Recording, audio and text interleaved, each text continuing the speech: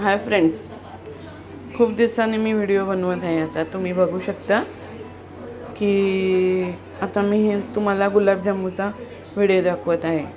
तर नवरात्र चालू आहे, तर देवीला काय ना काय आपल्याला प्रसाद दाखवायलाच लागतो. तर देवीचे 9 दिवस उपवास असतात, तर आपण त्यांच्यासाठी आज घरीच गुलाबजाम बनवत आहे. तर ते तुम्ही बघू शकता. हे मी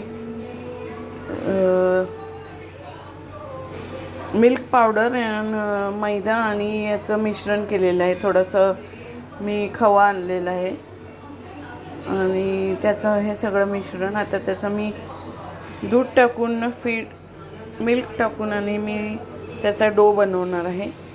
तर तुम्ही बघू शकता. आणि हे आपल्या चासणीसाठी ठेवलेली आहे साखर आणि ही कढई ठेवलेली आहे मी गॅसवर ऑइलमध्ये फ्राय करायला गुलाबजामुन. आणि इथे चासणीचं पाणी ठेवलेलं आहे, 2 कप पाणी आणि त्याच्यात 4 चमचे तुम्ही शुगर टाकायची.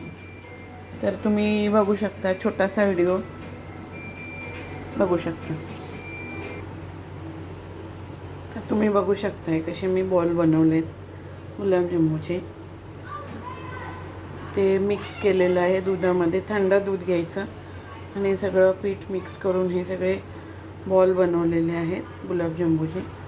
तर पुढचा व्हिडिओ मी तुम्हाला आता दाखवत आहे. तुम्ही बघू शकता कढईमध्ये मी तेल टाकलेलं आहे. कोणी कोणी हे गुलाबजामुन तुपात तळतात, पण मला नाही आवडत. ते तुपामुळे खूप हेवी वाटतात आणि खाण्यामध्ये पण प्रॉब्लेम होतो. आणि ह्या बाजूला मी गॅसवर ठेवलेलं आहे चासणी करायला. 2 कप पाणी घेऊन 4 चमचे साखर टाकून वेलची पावडर टाकून मी आता अशी चासणी बनवत आहे 1 तारेची. तुम्ही बघू शकता.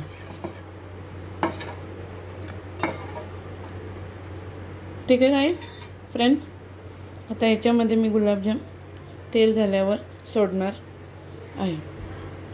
पहिले गॅसवर कढाई ठेवल्यानंतर तेल एकदम गरम होऊन द्यायचं आणि नंतर जे आपण गुलाबजामुनचे बॉल टाकणार म्हणजेच गुलाबजामुन होणार आहे. तर तेव्हा आपण तेल गॅसची स्लो करून घ्यायची, मीडियम करून घ्यायची, म्हणजे मग ते आतून कच्चे राहणार नाही. तुम्ही बघू शकता.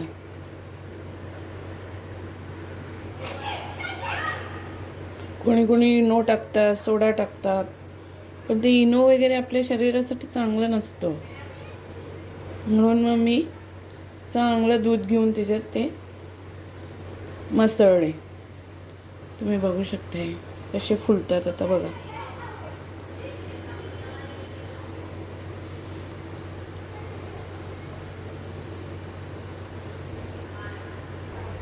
एक तारेची चासणी झालेली गाईस. बघा, आपण चेक करूया.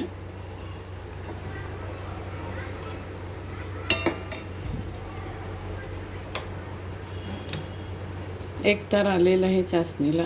बघा, याच टायमाला आपण आपला गॅस बंद करूया. तर फ्रेंड्स, तुम्ही बघू शकता कसे आपले गुलाबजामुन ब्राऊन झालेले आहेत.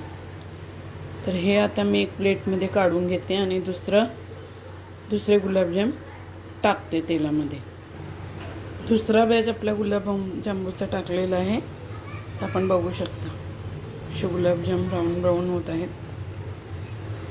तर फ्रेंड्स, तुम्ही बघू शकता कसे गुलाबजाम दिसत आहेत. ते होममेड गुलाबजाम मी ते चासणीमध्ये टाकलेले आहेत आता.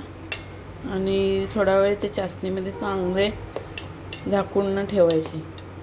तुम्ही बघू शकता कसे दिसतात, टेम्पटिंग.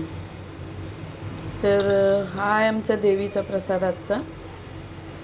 तर तुम्ही काय बनवणार आहे प्रसादासाठी ते मला कमेंट्समध्ये सांगा.